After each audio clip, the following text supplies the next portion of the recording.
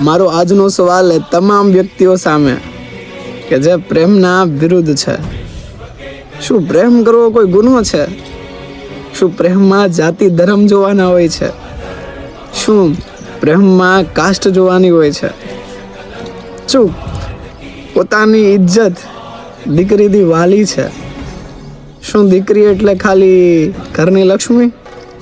શું એના કોઈ લક્ષ નથી? કેમ? અત્યારે તો 18 વર્ષે તો યાર મત આપવાનો પણ અધિકાર હોય છે. તો શું એ દીકરીને પોતાનો મનપસંદ વ્યક્તિ પસંદ કરવાનો અધિકાર નથી? કેમ એના હકને દબાવી દો છો? કેમ એની ખુશીઓના કતલ કરી દો છો? કેમ એનું ગળું દબાવી દો છો? શા માટે? કેમ એ દીકરી છે એટલા માટે? એ જગ્યાએ કોઈ દીકરો હોત તો શું તમે આવું કરતા હોત? સમજાય. અને વંદન. જય શ્રી કૃષ્ણ.